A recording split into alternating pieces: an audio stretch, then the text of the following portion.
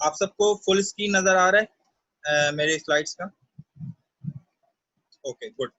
तो जरा थोड़ा रिकैप कर लेते हैं मिनिमैक्स को, उसके बाद स्टार्ट करते हैं। तो मिनिमैक्स में हमने देखा जनाब कि we have two kind of nodes, one is the max node, और मैक्स का काम ये है जनाब कि जो अपने सक्सेसर्स हैं उनमें सबसे मैक्सिमम वैल्यू को सिलेक्ट करेगा। और दूसरी नोड जो है वो मिन नोड है, और मिन नोड का काम ये है जनाब कि वो अपने सक्सेसर्स की सबसे जो मिनिमम वैल्यू है उसको सिलेक्ट करेगा। तो हाउ डज मिनिमैक्स वर्क्स? तो हम करते क्या जनाब कि we start from the top. So हम स्टार्ट करते हैं जनाब इनिशियल रूट नोड से, और रूट नोड से फिर हम बतदरीज टुवर्ड्स द बॉटम या टुवर्ड्स द टर्मिनल नोड जाने की कोशिश करते हैं। ठीक है, और टर्मिनल नोड से हमें मिलती है जनाब यूटिलिटीज। यूटिलिटीज बताती हैं कि एट दिस स्टेट आपका जो प्लेयर है उसकी परफॉर्मेंस कैसी है। ठीक है, सो अगर उससे पहले, अच्छा, फिर हम जब यूटिलिटीज मिल जाती हैं तो हम फिर इसको रिकर्सिवली इन वैल्यूज को ऊपर की तरफ लेके जाते हैं ताकि हम टॉप नोड पे फैसला कर सकें कि हमें करना क्या है, कि हमें किस तरीके का डिसीजन जो है वो लेना है। सो अगर ऊपर जाते हुए अगर नोड हमें मिलती है मिन की नोड, तो ये मिन की नोड जो है वो अपने सक्सेसर्स का मिनिमम चूज करेगी। जैसे आपने देखा यहाँ पे 3 12 8 है, तो क्या चूज होगा यहाँ पे? 3। यस, इसी तरीके से जनाब यू और आप डेप्थ फर्स्ट सर्च की तरह 2 4 6, तो क्या चूज होगा यहाँ पे? अच्छा, मेरी आवाज क्या सबको क्लियर नहीं आ रही है, किसी एक को क्लियर नहीं आ रही है? अच्छा बेटा, अगर आपके एंड पे मेरी आवाज क्लियर नहीं है तो काइंडली अपनी जो इंटरनेट का इस्तेमाल उसे कम करिए। तो आपको होता है बैंडविड्थ का इशू हो, कभी कभार ये बैंडविड्थ का इशू होता है, इस वजह से आवाज जो है वो सही से ट्रांसमिट नहीं होती आपके एंड के ऊपर। तो eventually check out your bandwidth कि मे बी इंटरनेट का यूजेज ऑफ कम करें। If you are using downloading something और कोई और यूज कर रहा है आपके घर पे, तो काइंडली उनसे रिक्वेस्ट करिए कि वो अभी इंटरनेट के यूजेज कम करें ताकि आपको थोड़ी बैंडविड्थ मिल जाए सवाल से। ठीक है, अच्छा, फिर हम जब यहाँ पे आएंगे तो फिर हमें क्या चूज करना है, क्या चीज में चूज करेंगे हम? Will choose two. और तो ये जनाब ये तीनों मिनिमम जो है ये सक्सेसर्स हैं इस वाले मैक्स के। अब ये मैक्स क्या चूज करेगा? इट विल चूज 3, जैसे आपने कहा बिल्कुल सही कि जनाब क्योंकि ये मैक्सिमम नोड है तो ये अपनी यूटिलिटी को मैक्सिमाइज करेगा और मिनिमम यूटिलिटी को मिनिमाइज करेगा। हमने ये भी देखा कि इवेंचुअली जब हम बड़े गेम्स की तरफ जाएंगे, जैसे कि चेस है, लूडो है, पोकर है, स्क्रैबल है, मोनोपोली है, तो उनकी पूरी डीप डेप्थ तक जाना जो है हमारे लिए एक तरीके से कंप्यूटेशनली फीजिबल नहीं है। तो फिर हम क्या करें? जबकि हमारी कंप्यूटेशनली फीजिबल नहीं है तो बेसिकली हम करते क्या है कि हम अपनी सर्च को रोक लेते हैं किसी एक खास डेप्थ पे जाकर। फॉर एग्जाम्पल हमने कहा कि यार अब मेरा कंप्यूटर प्रोग्राम जो है वो 2 मिनट तक चलेगा, 2 मिनट में जहां तक भी चला गया वहां तक रुक जाएगा, फिर वहां पे जाकर क्या करेगा, नोड को एवेल्युएट करेगा using some heuristics, using some function, and this function is what we call the evaluation function। और उसके बिहाफ पे वो फैसला करेगा जनाब कि आपकी नोड जो है वो कितने फायदेमंद है या नहीं है, वो क्या आपके लिए यूजफुल है भी या नहीं है। ठीक है, तो this is something that we going to do अगर हमारे पास डेप्थ जो है वो ट्री की बहुत ज्यादा होगी। सिमिलरली ये एक वीडियो जो आप चाहें तो अपने पास भी चला के देख सकते हैं, ये हमने लास्ट टाइम डिस्कस करी थी, जो कि हमें बता रही थी बेसिकली कि किस तरीके से हमारा पैकमैन जो है अगर वो उसके पास कम डेप्थ है, उसने कम जल्दी फैसला कर लिया तो उसके पास कम इन्फॉर्मेशन है और उसकी इन्फॉर्मेशन पे उसको नुकसान हो सकता है, जैसे कि आपने यहाँ पे देखा। हाउएवर अगर वो डेप्थ को इंक्रीज कर दे तो उसके पास ज्यादा इन्फॉर्मेशन है और ज्यादा इन्फॉर्मेशन के अगेंस्ट वो ज्यादा बेहतर फैसला जो है वो कर सकता है कि जनाब क्या किया जाए और क्या ना किया जाए। तो you can see over here, तो उसने पहले ऊपर जाने का फैसला किया, फिर वो नीचे आया ताकि ब्लू गोज जो है वो उससे पहले मूव कर ले लेफ्ट या राइट जाने के लिए। और जब ब्लू गोज पहले मूव कर लेगा तो जो पैकमैन है उसके पास चॉइस आ जाएगी, then it can choose wherever it want to go to find the best. You can see over here. ठीक है, now this is the general idea that we have while we are looking into the depth। जितनी depth ज्यादा बढ़ाएंगे उतनी ज्यादा information होगी, मगर उतनी ज्यादा रिसोर्सेज चाहिए होंगे आपको। जितनी कम डेप्थ कम रखेंगे उतनी इन्फॉर्मेशन कम होगी, मगर उतनी कम रिसोर्सेज भी आपको रिक्वायर्ड होंगी। ना ये एक क्लासिकल ट्रेड ऑफ है जो कंप्यूटर साइंस में हमें प्रॉब्लम सॉल्विंग करते वक्त ध्यान में रखना पड़ता है। There are ways of solving the problems. ये रिकॉर्ड हो रहा है, there are ways of finding this finding the information best answer to everything, but उनकी जो resources required हैं वो हमारे लिए बहुत ज़्यादा होती हैं. That's why we never use those approaches.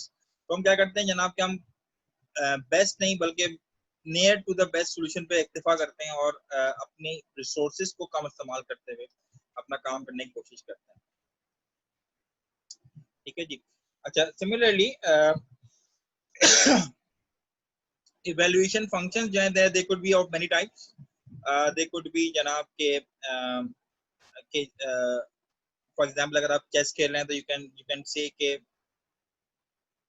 can say के भाई के हर पीस जो है उसकी कोई वेटेज है. So every piece have a weightage, और what we can do calculate a weighted sum of all the pieces. कि क्वीन की कितनी वैल्यू, अगर आप चेस खेल रहे हैं फॉर एग्जांपल, तो क्वीन की कितनी वैल्यू है, या फिर नाइट की कितनी वैल्यू है, या रुक की कितनी वैल्यू है. उसके हिसाब से आप एक अंदाजा लगाते हैं जनाब कि कौन सी स्टेट जो है वो मेरे लिए फायदेमंद होगी या नहीं होगी, उसके बिहाफ का फैसला करते हैं. क्योंकि आप डेप्थ तक नहीं जा रहे तो अब ऑप्टिमैलिटी की गारंटी खत्म हो गई है. याद करिएगा जनाब लास्ट लेक्चर में डिस्कस किया था कि minimax is optimal. That means कि जनाब के it will always give you the best possible solution. However अगर आप डेप्थ तक नहीं जा रहे तो फिर आपकी ये जो ऑप्टिमैलिटी की गारंटी खत्म हो गई है. अब there is no guarantee for optimality. आप सिंपली अब आपके एवोल्यूशन फंक्शन पे निसार है. जितना अच्छा एवोल्यूशन फंक्शन होगा उतनी अच्छी आप रिजल्ट्स आएंगे. अदरवाइज जितना खराब आपका एवोल्यूशन फंक्शन होगा, अब ऑप्टिमैलिटी की गारंटी आपको नहीं मिली. इन शॉर्ट आप इसको ही कह सकते हैं. So what could be an evaluation function for the Pacman? Maybe we want to find out कि जनाब के इस वक्त Pacman जो है वो घोस्ट से कितने फासले पे है, या Pacman जो है वो अपने डॉट से कितने फासले पे है, या सुपर पैलेट से कितने फासले पे है, and so on so forth. There could be many different ways of evaluating the efficiency of a Pacman. ठीक है. हमने लास्ट क्लास में ये भी देखा जनाब कि अगर आपका फंक्शन जो है वो अगर आपका एवोल्यूशन फंक्शन जो है वो सही नहीं है, then this could lead to thrashing. और थ्रैशिंग कुछ इस तरीके से जनाब कि it is the Pacman is not behaving correctly, और वो कर क्या रहा है बेसिकली कि जितने भी अपनी जो करंट पोजीशन है को सही से एवेल्युएट जो है वो नहीं कर पा रहा. ओके, नॉट यस बिल्कुल सही कहा जैसे लाइवन है कि not doing anything abuse.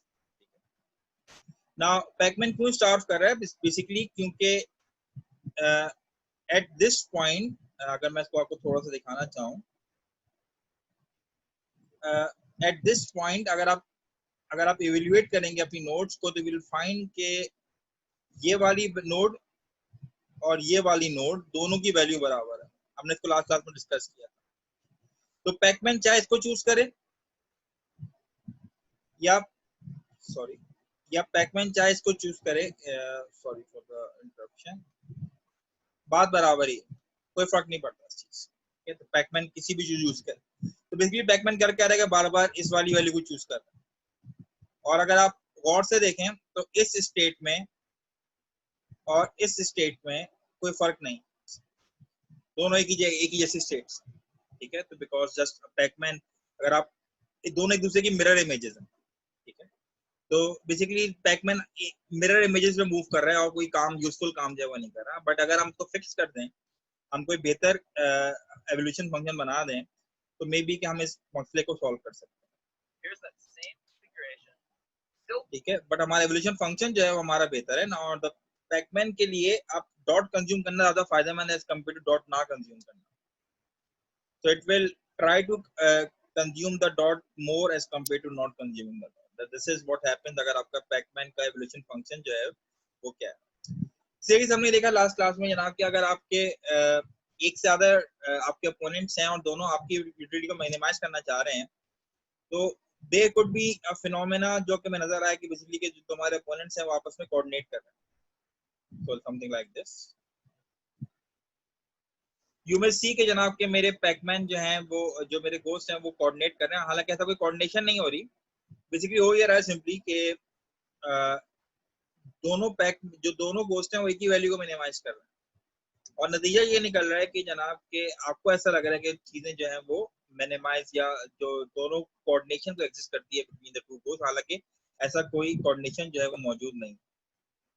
So smart ghost he, this is what I was reviewing. Evolution function बनाते हुए you have to consider depth and that the opponent is not a perfect player or any. Yes, we have to consider many things. Ayesha का सवाल था जनाब कि क्या evolution function बनाते हुए हमें उनकी डेप्थ को कंसीडर करना पड़ेगा, अपोनेंट को कंसीडर करना पड़ेगा और भी बहुत सारी चीजें कंसीडर करनी बिल्कुल करनी पड़ेगी कि हमारा अपोनेंट परफेक्ट खेल रहा है या नहीं खेल रहा, हम कितनी डेप्थ तक जा रहे हैं, हमारे पास क्या इन्फॉर्मेशन होगी क्या नहीं होगी, ये तमाम चीजें हमें एवेल्युएट करनी पड़ेंगी बिफोर बिफोर बिफोर सेइंग कि जनाब कि हमारा एवोल्यूशन फंक्शन क्या होगा। ठीक है, तो एवोल्यूशन फंक्शन को बनाने के कोई there is no such rule, वैसे ह्यूरिस्टिक एग्जिस्ट नहीं करता कि जनाब के हमेशा सर्कुल सही काम करे, but it depend upon the nature of the game या नेचर ऑफ द एजेंट और नेचर ऑफ द एनवायरनमेंट जिसके अंदर आप मौजूद हैं।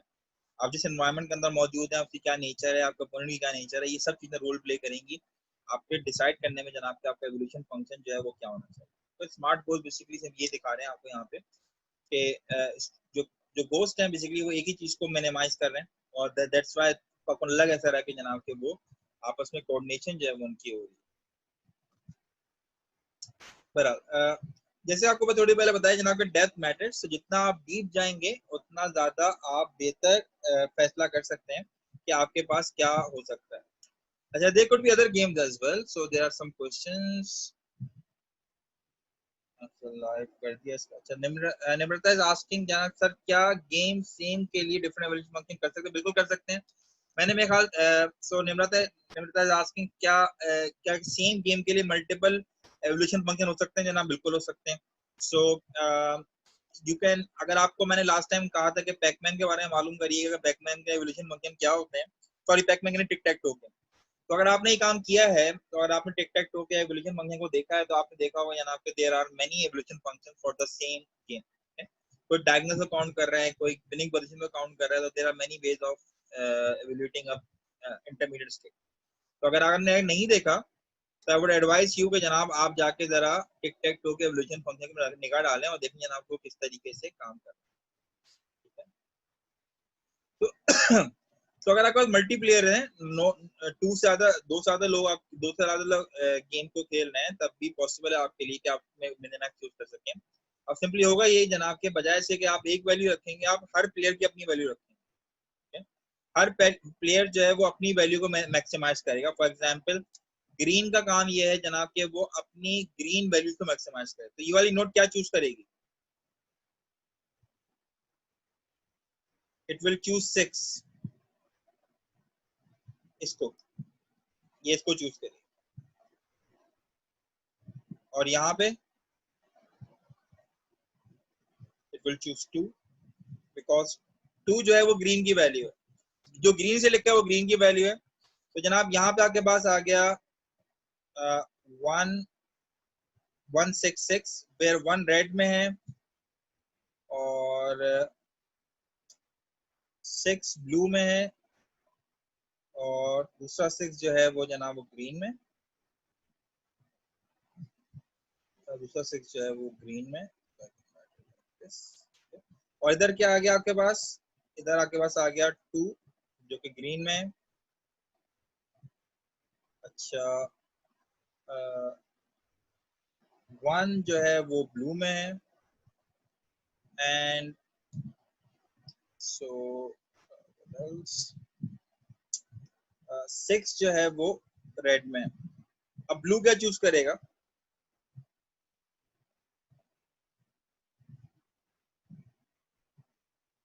Blue will choose this node because उसके बाद 2 ऑप्शन थे, ये तो ब्लू में 6 था या 1 था, तो ब्लू ने 6 को चूज। जी सर हुसैन, आप कुछ सवाल पूछ रहे हैं, पूछिए बेटा, you can write it down.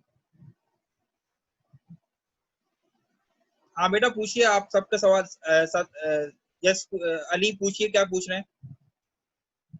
जी बिल्कुल सही कहा, कलर के लिहाज से नोट सेलेक्ट होगी। तो ब्लू जो है, ब्लू नोट जो है वो ब्लू नोट को देखते हुए फैसला करेगी ब्लू वैल्यूज को, और ग्रीन नोट जो है वो ग्रीन को देखते हुए फैसला करेगी, और रेड जो है वो रेड को देखते हुए फैसला करेगी। ठीक है, ये तीनों वैल्यूज जो हैं ये नहीं 7 कहाँ पे है ब्लू के अंदर? 7 तो बेटा रेड के पास है, ब्लू नहीं है। 7 इज फॉर रेड। वन तो अगेन अगर आप इस नोट को देख रहे हैं, इफ यू देख रहे हैं दिस नोट, तो I am highlighting this node. इस नोड में 7 जो है वो रेड की वैल्यू है, 1 जो है वो ब्लू की वैल्यू है, और ग्रीन जो है वो 2 की वैल्यू है। एक second, one by one. So 7 1 2 is green, won't the node take 2 green as well? नहीं, ग्रीन अपने हवाले से अपनी मैक्सिमम वैल्यू सिलेक्ट करेगा। तो can let me read show you this time. तो जब ग्रीन को देखना होगा तो ग्रीन इन दो वैल्यूज को देखेगा, 6 को या 2 को, इसको कंपेयर करेगा और इनमें से मैक्स को सिलेक्ट कर लेगा। ठीक है, तो मैक्स नोड कौन सी आई जनाब? This is the max node is this one, 166। तो पहली वैल्यू रेड की है, दूसरी वैल्यू ब्लू की है, और तीसरी वैल्यू जो है वो ग्रीन की है, 166। और जब इस वाले को देखना होगा तो जनाब ये सिलेक्ट करेगा या तो 2 में से या 1 में से, क्योंकि ये 2 और 1 जो है ग्रीन की वैल्यू। तो it will select 2 because 2 is the higher value, so it will select 6। अब यूटिलिटीज इंडिपेंडेंट है तो हर नोड अपने हिसाब से सिलेक्ट करेंगे। याद रखिएगा जनाब आपके बीच वाली वैल्यू ब्लू की है, तो ब्लू के जब ब्लू आएगा तो ब्लू इन दोनों वैल्यूज में से देखेगा, 6 में से या 1 में से, and it will select 6, तो it will select 1 6 1 6। और जब रेड की बारी आएगी तो रेड जनाब इसमें से सिलेक्ट करेगा, इसमें से, और जो उसके पास ऑप्शन आएगा। तो बेसिकली आप ये होगा जनाब के हर नोड जो है वो अपने लिए वैल्यू अलग से रखेगी और हर नोड अपने लिए मैक्स सेलेक्ट करेगी। ठीक है, क्योंकि आपके पास पहले 2 थे तो एक वैल्यू से काम चल रहा था, बट अब आपके पास 3 आ गए तो आपको तीनों वैल्यूज रखनी पड़ेंगी अपने साथ।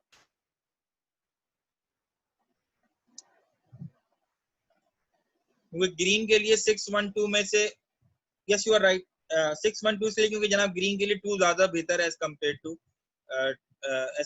टू 2। 612 जो है वो इसमें ग्रीन के लिए 2 बेहतर है as compare to 1। That's why ये मैक्सिमम वैल्यू जी सदाकर साहब, मैक्सिमम वैल्यू ही सिलेक्ट करी जाएगी।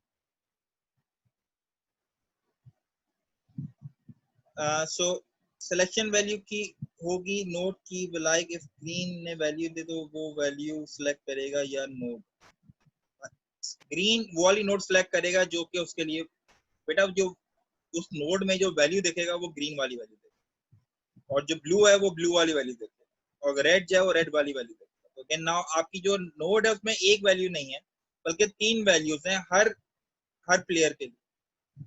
ठीक है, मे बी के रेड में 5 आएगा, अगर if you can work it out and see जनाब क्या आंसर आएगा, डू नॉट नो। तो Zainul Abideen, if you have any questions पूछिए, क्या सवाल है भाई आपका जैनुल आबदीन? सर मैं ये कह रहा था कि जैसे कि रेड से अगर ब्लू पे शिफ्ट हो रही है, एक तरह की जैसे ट्री है, तो ये पूरा एक कॉम्बिनेशन होगा ना जैसे 166, और मतलब जब अगर एक सेलेक्टिवली ले रहे हैं रेड ब्लू ग्रीन, तो ये कॉम्बिनेशन एक साथ लिखा जाएगा या एक साथ हर एक की वैल्यू अलग अलग होगी? एक साथ लिखा जाएगा। Okay sir, okay. ठीक है जी। सो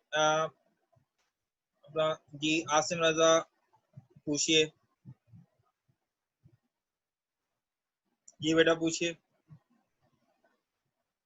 अस्सलाम वालेकुम सर, आवाज आ रही है? ये आ रही है आवाज, बोलिए। सर ये पूछना है, जैसे कि आपने पैकमैन की बताया कि उसमें भी मिनिमम और मैक्सिमम देखते हैं हम लोग, तो उसमें जैसे 2 गोस्ट है तो हमारे 2 ओपोनेंट तो नहीं होंगे ना, ओपोनेंट तो एक ही होगा। और मैं ये पूछ रहा हूँ कि जो दो कॉस्ट opponent, वैल्यू जो है थी एक जी, ब्लू, उन दोनों की डिफरेंट होगी कॉस्ट वैल्यू? दोनों अगर एक ही वैल्यू को मिनिमाइज कर रहे हैं तो एक, अगर आप लूडो खेल रहे हैं तो 3 प्लेयर्स हैं और तीनों जी अपने आप को जिताना चाहते हैं, सही, अपनी वैल्यू है उसके ठीक है हिसाब से सर, आप सही। और जब हम टीम में बात करेंगे तो सिर्फ 2 लोगों की बात करेंगे, एक मैं और मेरा सिर्फ एक ओपोनेंट, डिपेंड करता है ऐसा कि ही है? आप कैसा खेल रहे हैं। जैसे अगर ट्री, जैसे आप अभी बता रहे हैं, जी, तो इसमें तो एक ओपोनेंट और एक मैं ही होऊंगा ना? यहाँ पे आपके सामने एक आप हैं और आपके साथ 2 अपोनेंट्स हैं। अच्छा, 2 ओपोनेंट्स हैं, ठीक है सर, थैंक यू सर। तो और एक सेकंड म्यूट यू। जी अब्दुल बाजिद साहब पूछिए सवाल। अस्सलाम वालेकुम सर। वालेकुम अस्सलाम। सर जब हम ओपोनेंट के साथ खेल रहे थे तो यानी कि इस तरह से हम कैलकुलेट कर रहे थे कि एक मैक्सिमम वैल्यू ले रहा था, एक मिनिमम। जी अभी तो हम सभी मैक्सिमम वैल्यू ले रहे हैं, तो हम कैसे जस्टिफाई यानी कि हम कैसे आइडेंटिफाई करेंगे कि ओपोनेंट क्या वाली हम प्लेयर कंडीशन को जो है जीतना है ना, तो हर प्लेयर अपने हिसाब से वैल्यूज को जस्टिफाई करेगा। सही है सर। ठीक है, अल्लाह ओके सर। हाफिज़। सर जी से सम अदर क्वेश्चंस। सर सबकी वैल्यू अलग क्यों डिफाइन कर रहे हैं? बिकॉज हर प्लेयर अलग है, हर प्लेयर अपने हिसाब से खेल रहा है, दैट्स व्हाई हम हर किसी की वैल्यू अलग डिफाइन कर रहे हैं। अब एक एक उसके अंदर आंसर जो है वो आपको नहीं मिल सकता, यानी कि एक एक वैल्यू से काम नहीं कर सकता। अगर दो लोग होते एक से काम चल जाता, बट अब दो से ज्यादा लोग खेलते, हर किसी को अपनी वैल्यू डिफाइन करनी पड़ेगी अलग से। नहीं, अपोनेंट यहाँ पे अगर एक अपोनेंट होता तो फिर वो मिन कर रहा होता, बट अगर एक ज्यादा अपोनेंट्स हैं तो फिर वो अगर एक ज्यादा अपोनेंट्स है तो वो मिन नहीं करेगा, फिर वो अपना हर कोई अपना अपने आप को मैक्सिमाइज करेगा। चलें जी, now this is something that you can explore. अगर आप लूडो जैसे गेम को या मोनोपोली या इस तरह किसी गेम को आप करना चाहते हैं, यू कैन एक्सप्लोर दिस। अगर आपके पास 4 एजेंट्स और 4 वैल्यूज होंगी, 5 है तो 5 वैल्यूज होंगी, 4 3 है तो 3 वैल्यूज होंगी। सब बिल्कुल सही कहा आपने दानिश साहब के, जितने एजेंट्स हैं उतनी वैल्यूज है। ठीक है, 2 एजेंट्स है तो तब हमारा काम हो रहा था एक ही वैल्यू से, क्योंकि एक वैल्यू मैक्सिमाइज हो रही, दूसरी वैल्यू मिनिमाइज हो जाएगी। बट अब 2 से ज्यादा वैल्यूज हैं तो इस वजह से अब हमारा काम जो है वो नहीं हो सकता। That's why we have to, sorry मैंने किसी को रिमूव तो नहीं किया गलती से? I think all of them are.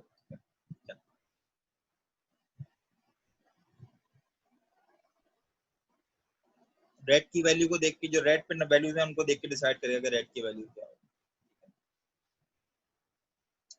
So moving on, so again you can सी कि थोड़ी सी कैलकुलेशन करके दिखा भी दी गई है यहाँ पे आपको, तो you can work it out yourself as well if you want to. अच्छा, नाउ आज का जो टॉपिक है बेसिकली वो ये है जनाब के, अगर आपके पास अनसर्टेन आउटकम्स है, अभी तक जो हमारी इन्वायरमेंट थी वो डिटर्मिनिस्टिक थी, और कि जनाब आपको पता था कि आपके पास कौन कौन सी मूव्स अवेलेबल हैं।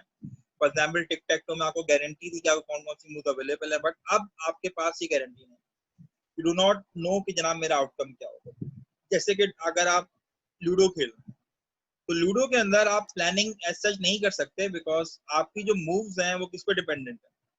आपकी मूव डिपेंडेंट है डाइस के रोल करने पे। ठीक है, तो डाइस अगर 4 देगा तो आप 4 मूव्स को करेंगे, अगर वो 4 नहीं देता तो मैं कुछ भी नहीं कर सकता। तो I can not plan ahead. तो मेरी uh, जो मेरी पूरी पॉलिसी है वो डिपेंड करती है जनाब के मेरी डाइस की वैल्यू क्या है। और डाइस जो है वो अनसर्टेन है। सही है, डाइस जो है वो क्या है? अनसर्टेन है। वी कैन नॉट प्रिडिक्ट कि जनाब मेरी डाइस की वैल्यू क्या है। नाउ पहले हम क्या कर रहे थे कि जब मिन मैक्स में, तो हम मिनिमम हमेशा क्या करता, मिन क्या करता कि जनाब of all the values it chooses the minimum value, और सिमिलरली मैक्स क्या करता कि of all the values it chooses the maximum value. However अब मसला डिफरेंट हो गया। अब मेरी नेक्स्ट मूव जो है वो बेसिकली डिपेंड करती है डाइस के ऊपर। लूडो अगर आप खेल रहे हैं तो लूडो में आप कितना मूव करेंगे इसका इसका आप पहले से कोई अंदाजा नहीं लगा सकते। ये डिपेंड किस पे करेगा? डाइस के।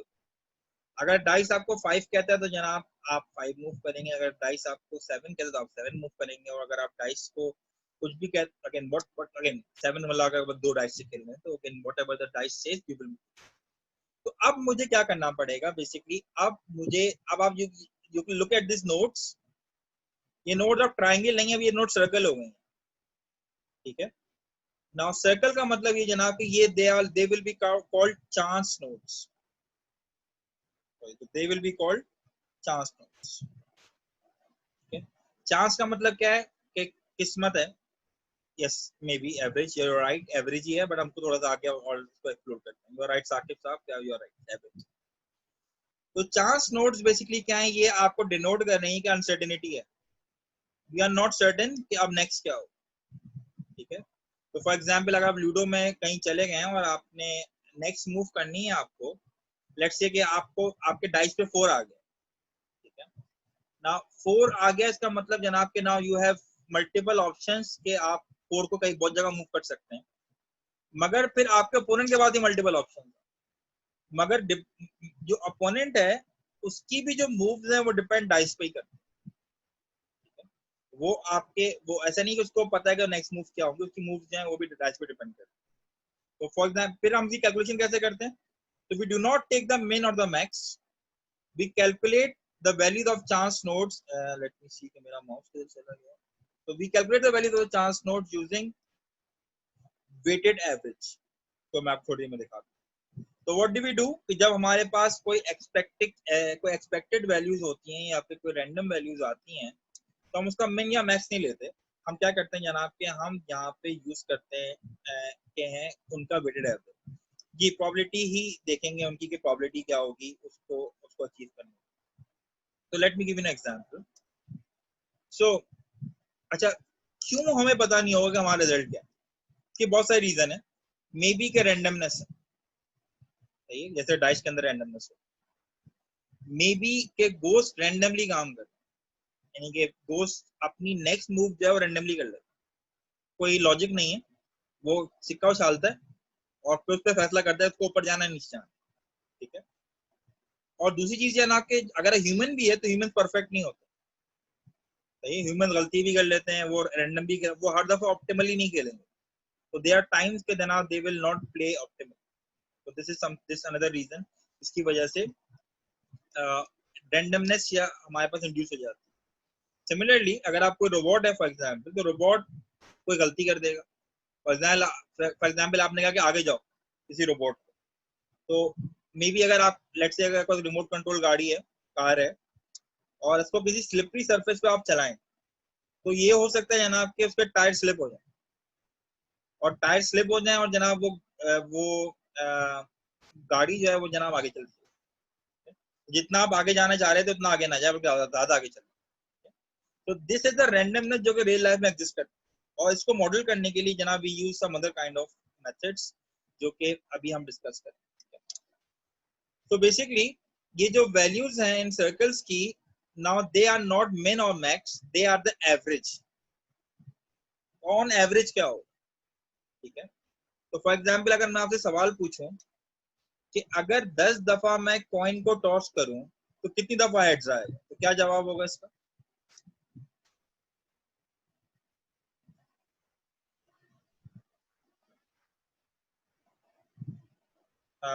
आप सब में से कुछ ने कहा 10 दफा हेड्स आएगा, 5 दफा, 10 दफा। बहरहाल जो भी आपका आंसर है वो आपका आंसर सही नहीं है। आपका आंसर इसलिए सही नहीं है क्योंकि मेरा सवाल सही नहीं है। मेरा सवाल क्यों सही नहीं है? इसलिए सही नहीं है बिकॉज कॉइन का टॉस करना एक रैंडम इवेंट है, और रैंडम इवेंट को मैं अनसर्टेनिटी है, और मैं रैंडम इवेंट को गारंटी के साथ, सर्टेनिटी के साथ प्रेडिक्ट नहीं कर सकता। मैं ये नहीं कह सकता यहाँ का 5 दफा हेड्स आएगा, 10 दफा आएगा, या 1 दफा आएगा, या 2 दफा आएगा, या 4 दफा आएगा। हो सकता है 10 दफा आ जाए, हो सकता है कि 5 दफा आ जाए, हो सकता है जनाब के 1 दफा भी ना आए, हो सकता है कि 2 दफा आए, यानी कि कुछ भी हो सकता है। बट मेरा सवाल तब सही होता अगर मैं आपसे ये पूछता कि what are the expected number of heads that could we have अगर मैं 10 दफा कॉइन को टॉस करूं। इसका मतलब मैं आपसे ये पूछना चाह रहा हूँ जनाब कि ऑन एवरेज कितने हेड्स आएंगे। तो फिर आप मुझे बता सकते हैं हाँ सर ऑन एवरेज हो सकता है कि 5 हेड्स आए, ऑन एवरेज। ऑन एवरेज का मतलब हो सकता है कभी जीरो हेड्स भी आए, कभी 50 हेड्स, 5 हेड्स आए, कभी 6 आए, कभी 7 आए। मगर अगर हम कई दफा रिपीट करेंगे इस प्रोसेस को, तो ऑन एवरेज जो हेड्स आएंगे वो तकरीबन 5 है, ठीक है। तो ये जो वैल्यू है ये कहलाई जाती है expected value. What is the expected number of heads. Expected का मतलब कितने एक्सपेक्ट कर सकते हैं आप हेड्स को अगर आप 10 दफा कॉइन को टॉस कर लेते। So this is what we call the expected value or the weighted average of the values. Now how do we calculate these values? इसको कैलकुलेट करने के लिए फॉर एग्जांपल आपने कैसे कैलकुलेट करेंगे, let me give you an small example. So let's suppose जनाब the probability of heads was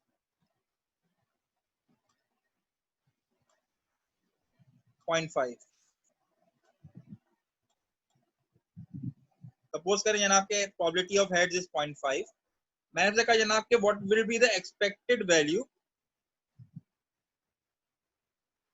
expected number of heads sorry मेरा mouse जो है वो मैं यूनिवर्सिटी में रह गया and I am handicapped right now. Expected number of heads कितने होंगे अगर आप 10 दफा एक्सपेरिमेंट करते हैं? सॉरी, तो how will you find this value? Basically आप करेंगे क्या जनाब के you will take the probability of heads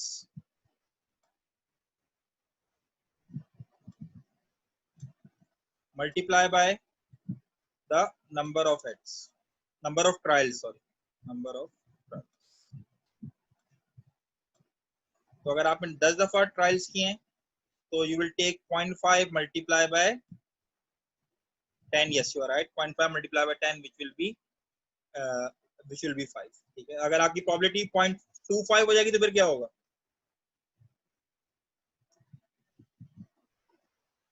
अगर आपकी probability 0.25 है तो फिर क्या आंसर होगा? 25 नहीं 2.5. So Mubin Ali साहब 22.5 will be the right answer. You are right. Good. ठीक है.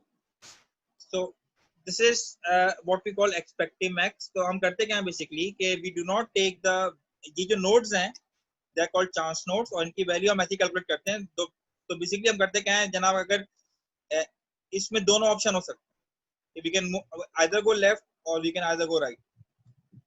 How do we calculate the value? We look at जनाब के लेफ्ट की जाने की प्रोबेबिलिटी कितनी है. तो अगर लेट्स से लेफ्ट की जाने की प्रोबेबिलिटी 0.6 थी, अगर लेफ्ट की प्रोबेबिलिटी 0.6 तो राइट की प्रोबेबिलिटी कितनी होगी?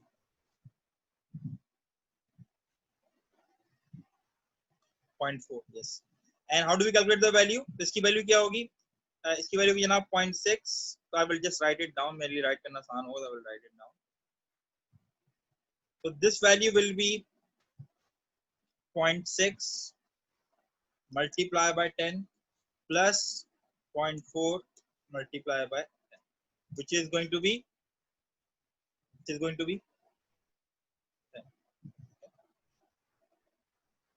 Now this is how we calculate the expected value. और similarly जनाब जो दूसरी आपकी नोट है, अगर इसकी so let me give you a second. So let me give you some probabilities. आप मुझे बताइए, ये कहलाया जाता है weighted average. Now let's suppose कि जनाब इसकी probability थी 0.3 और इसकी probability है जनाब 0.7. तो अब बताइए क्या वैल्यू होगी इस नोट की?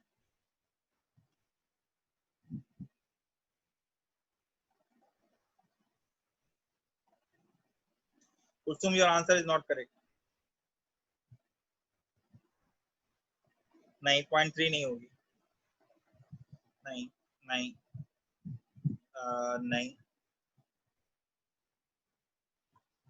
नहीं. So the value will be something like this. It will be 0.3 multiply 73 is the right answer, by the way. 73 is right. Plus 0.7 multiplied by 100, which is equivalent to 3 plus 70, which is equivalent to 70. ठीक है जी, 73 was the right answer. Okay? हम इसको मजीद formalise करेंगे in the next class definitely, but अभी हम थोड़ा सा इसको लेस फॉर्म करके लेते हैं. So now this is the difference between when we are expecting कि जनाब हमारा अपोनेंट परफेक्ट होगा वर्सेस कि जब हमारा अपोनेंट परफेक्ट नहीं है बल्कि रैंडमली खेल रहा है. तो जब हमारा ओपोनेंट परफेक्ट है तो वी विल यूज मिनिमैक्स. अच्छा, लेट्स सपोज कि अगर हमारा ओपोनेंट परफेक्ट है तो हमें क्या करना चाहिए? राइट पे जाए लेफ्ट पे जाए?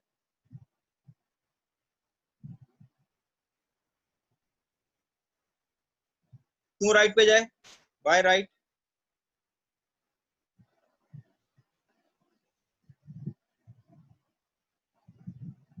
यस यू आर राइट जनाब. इफ यू मूव राइट आपका लॉस कम होगा, यू विल हैव लेस.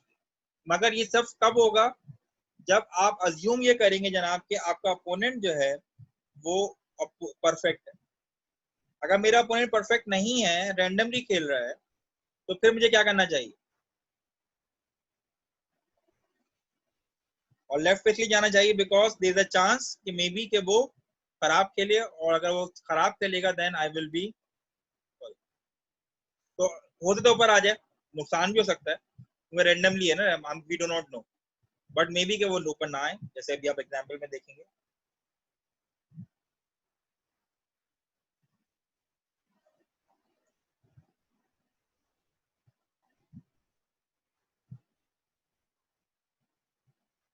ठीक है जी। Now this is just an example कि जनाब अब हमने ये अज्यूम ये किया था कि हमारा अपोनेंट रैंडम है और वो रैंडमली मूव करेगा, तो हमने बजाय कि हम एक्सपेक्टिव मैक्स यूज करते हैं या मिनिमैक्स यूज करते हैं, हमने यूज किया जनाब एक्सपेक्टिव मैक्स और वेटेड एवरेज के साथ कैलकुलेशंस करी है अपनी as compare to the minimax. So जी प्रोबेबिलिटी से यूज किया अगेन। सर रैंडम में सर रिजल्ट बेस्ट नहीं आएगा, अगर ये डिपेंड करता है, अगर आपका अपोनेंट रैंडम है और आपने अज्यूम भी किया रैंडम तो फिर आपके लिए फायदेमंद है, बट अगर आपका अपोनेंट परफेक्ट था और आपने अज्यूम ये किया कि वो रैंडम है तो आपको हमेशा नुकसान है। So this is the general idea. Again अगर आपकी दो तरह की नोड, अगर आपकी नोड मैक्स है तो यू विल कैलकुलेट जैसे कि आपने पहले किया था, आप वैसे ही कैलकुलेट करेंगे जैसे आप पहले कर रहे थे, you will calculate the max of your successes. मगर अगर आपकी वैल्यू जो है वो चांस नोड है तो फिर आप उसका वेटेड एवरेज कैलकुलेट करें। सो बताइए जनाब क्या आंसर आएगा इस वाली वैल्यू का? What is the answer of this node?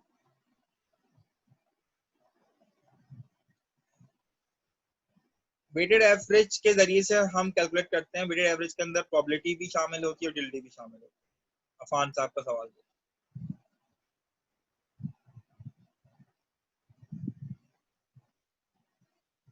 ये ना what is the answer of this node?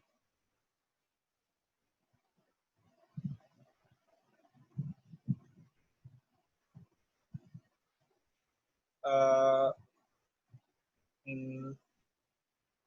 11.92 नहीं,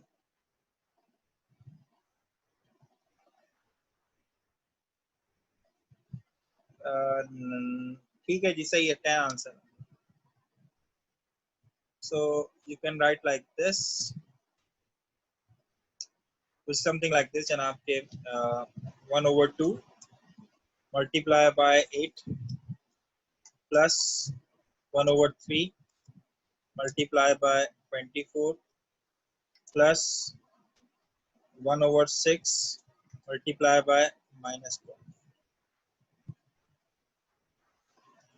so which is equivalent to 1/2 multiply by कितना होता है 4, 1/3 multiply by 24 कितना होगा 8, 1/6 multiply by -12 कितना होगा -2 is equivalent to, ठीक है।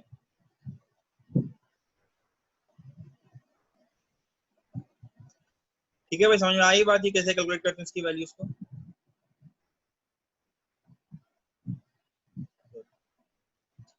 तो कैलकुलेशन स्लाइड से भी हुई है by the way, so if you want you can do this calculation in the slide just sir। ठीक है जी। हाँ जी, अब बताइए जरा ये इसको मैं कहता हूँ जनाब C1 C2 C3 और ये है जनाब M1। अब बताइए जनाब C1 की वैल्यू क्या होगी? सॉरी, C1 की वैल्यू क्या है? अच्छा, प्रोबेबिलिटी सबकी बराबर है, so all the probabilities are equivalent, तो 1/3 है सबकी प्रोबेबिलिटी, 1/3 1/3 और ये भी 1/3। C1 की वैल्यू क्या होगी?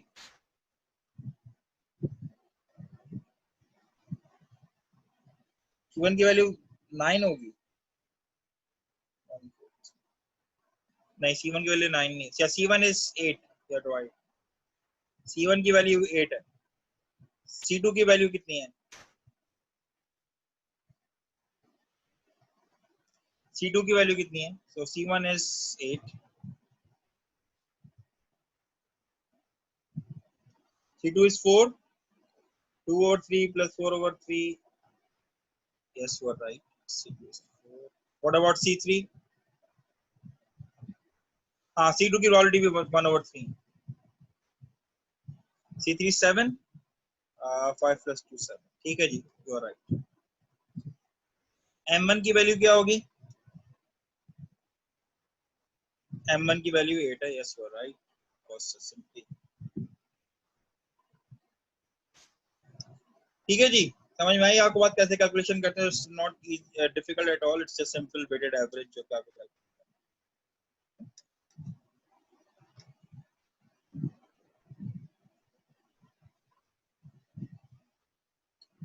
अच्छा, क्या अब हम प्रूनिंग कर सकते हैं?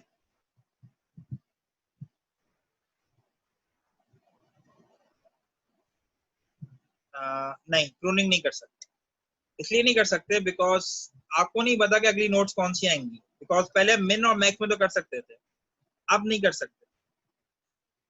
जी जनाब, मुई साहब आपका सवाल सही है कि इसलिए क्योंकि अब मैक्स 8 7 या pruning, you can not do pruning and the reason is because we do not have information जनाब के नेक्स्ट M1 की वैल्यू बेटा मैक्सिमम वैल्यू है, तो और तमाम लोगों की मैक्सिमम।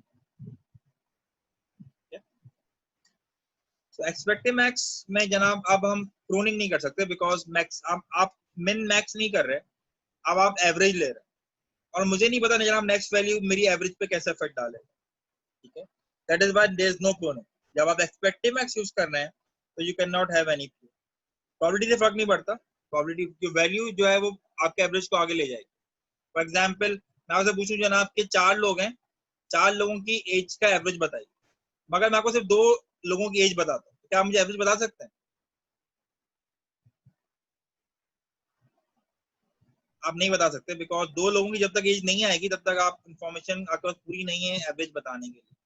तो ये तभी ये जो एजेस हैं फॉर एग्जाम्पल जो वैल्यूज हैं वो आपके एवरेज पे क्या इफेक्ट डालेंगे आपको नहीं पता। That is why we can not ignore any values, we can not prove any values. एक जी बिल्कुल सही कहा आपने, आसिम रजा साहब ने बिल्कुल सही फरमाया कि अगर एक भी वैल्यू ज्यादा हो जाएगी तो फिर आपका जवाब जो है वो सही नहीं आएगा। अच्छा, जो चैटिंग कर रहे हैं बेसिकली सारे स्टूडेंट्स, उनसे भी रिक्वेस्ट है कि 2 में जाके वो लिखें ऑल पैनलिस्ट एंड अटेंडीज पे क्लिक कर दें ताकि आपके सवाल सब तक पहुंच जाए, आपके जवाब और सवाल जो है सब तक पहुंच जाए। ठीक है, तो ऑल पैनलिस्ट एंड अटेंडीज कर लें ताकि आपके जवाब जो है वो सब तक पहुंच सके। Thank you. कई कई दफा आप सही जवाब देते हो ताकि आप, तो बेहतर ये कि आपके जवाब जो है तब तक पहुंच जाएं ताकि सब लोग आपके जवाब से मुस्तफीद हो। Very good, very good. अच्छा, क्या हम डेप्थ को लिमिट कर सकते हैं? ना, द थिंग इज जनाब के आप डेप्थ को लिमिट कर सकते हैं बट इसकी कैलकुलेशन के लिए आपको बहुत सारी इंफॉर्मेशन चाहिए। फॉर एग्जाम्पल अगर आप अपनी इस ट्री को देखें, you look at this tree, what you will see जनाब के ये पैकमैन की नोड है, उसके बाद ब्लू गोस्ट की नोड, उसके बाद रेड गोस्ट की node and so on so fourth. तो कैलकुलेशन रिक्वायर्ड है बहुत ज्यादा, so it is very very difficult to calculate these values for a computer because it requires lots and lots of computation. Okay? इस वजह से हमको बीच में रोक के ये काम जो है वो परफॉर्म करना पड़ेगा। we need to yes you are right Afan. Now this brings us to the topic of probabilities and the idea is janab ke why do we use these probabilities to do this calculation ke andar perform. Again I hope ke janab you are all have next value कैसे आएगी, just you take the maximum of the values of successor तो आपके पास next value आ जाएगी। ठीक है, so I hope कि जनाब you are all comfortable with probabilities. I'm going to give you a सफा मुश्किल है। सर सफा मुश्किल है क्या मतलब? सफा मुश्किल से क्या मतलब है बेटा? आपका सवाल बेटा मुझे समझ में नहीं आया। What you ask? सेट सफा मुश्किल है, वेरी हार्ड। क्या हार्ड बेटा, क्या चीज हार्ड है? what is difficult?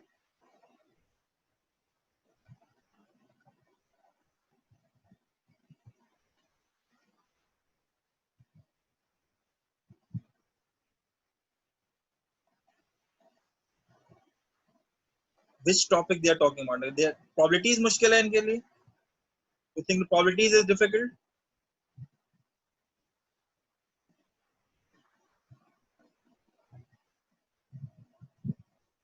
Okay. So what do you have to do again? So again, I would advise you जनाब कि थोड़ा सा इसको एक दफा go through कर लीजिए. Of the notes and the slide एक दफा go through कर लीजिए. Then if you have any questions, तो please उसको जरा आप पूछ लीजिएगा मुझसे via Piazza, and hopefully जनाब के जवाब जो हैं उनको मैं दे दूंगा. तो again I'm delivering this thing. So again, if you have basic confusion about probabilities, so जनाब I would request you to कि आप जाके जरा इसको अब जाके जरा इसको एक दफा दोबारा go through करिए and see जनाब के what is going on with this stuff, and then if you have any questions आप वो मुझसे पूछ सकते हैं. So probabilities चलें.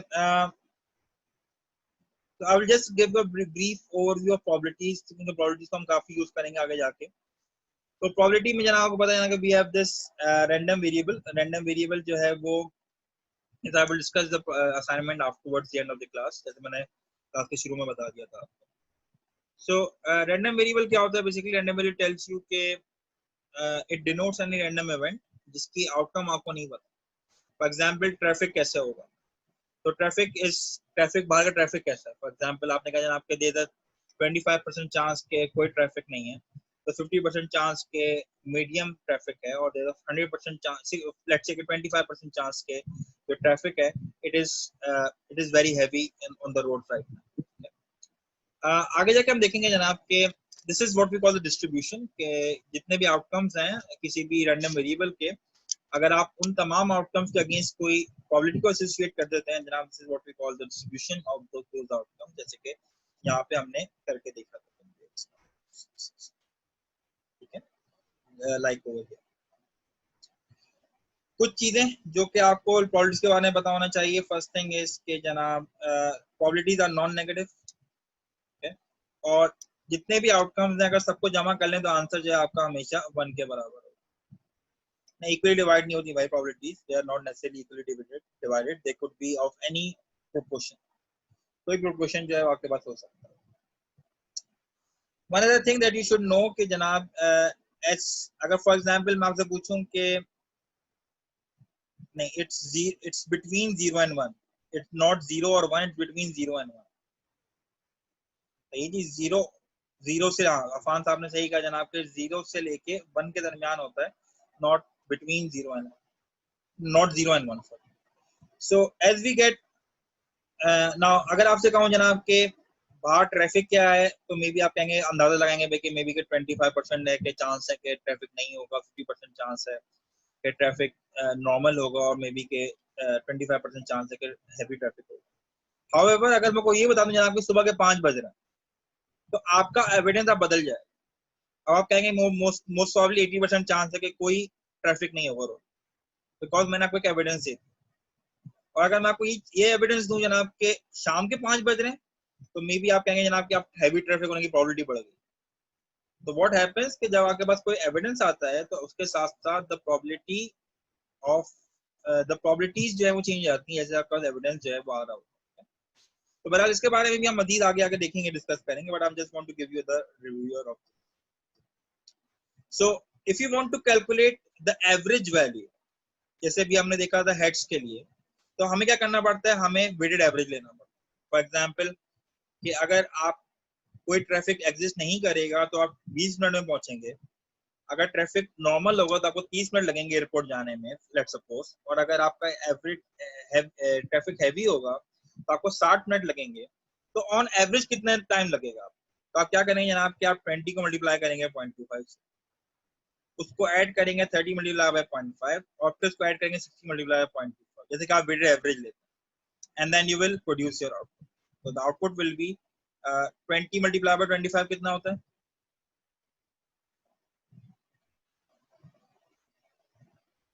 20 मल्टीप्लाई बाय 0.25 कितना होगा?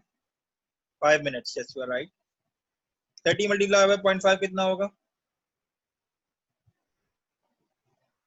15. नहीं, डिवाइड नहीं करेंगे भाई किसी से. और 60 मल्टीप्लाई बाय 0.25 कितना होगा? 25, you are right.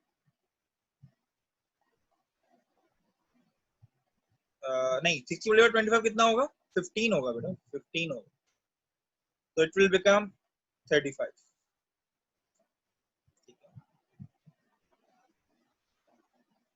डिवाइड नहीं करेंगे. वेटेड एवरेज का मतलब ये नहीं जो आप एवरेज लेते हैं normally, this is not the same thing.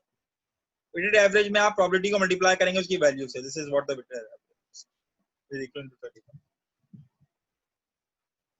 Good good good good.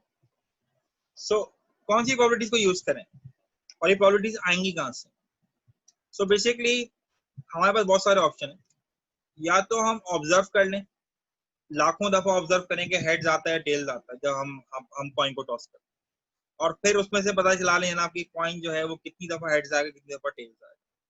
क्या चीज नहीं समझ आई जवाब साहब आपको?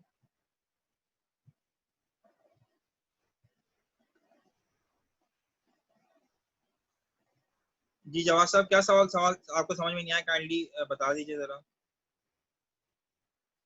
ये प्रोबेबिलिटीज रैंडमली आपको असाइन करी जाएंगी. अगेन इट्स नॉट नेसेसरी आपको पता होगा, बट ये रैंडमली आपको वैल्यू बता दें. सो द आइडिया इज जनाब के the probabilities that we will have will be again there are many ways of calculating these probabilities, but फिलहाल अभी हम assume करें जनाब कि probability हमारे पास जादू से आ जाए. There is something they will be given to us, है ना? So we will suppose this thing right. ये हमारे पास values जो है हमारे पास available हैं. अभी कैसे आई हैं इनके बारे में बाद में बात करें. चलें जनाब, अब जरा इसका सवाल पढ़ें और जरा जवाब दीजिए क्या आंसर होगा.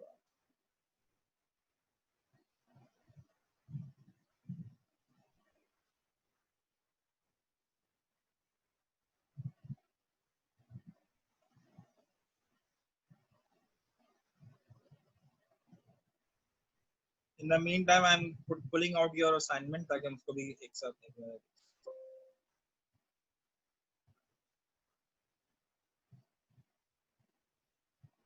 So figure out यहाँ के why the answer is expected max. Why the answer is expected max?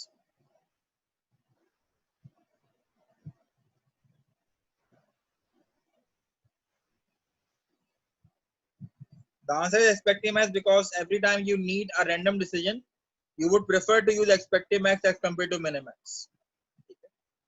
तो जब भी आप randomly कोई चीज देखेंगे तो आपको हमेशा expected max यूज करेंगे as compared to minimax. So let me pull out your assignment.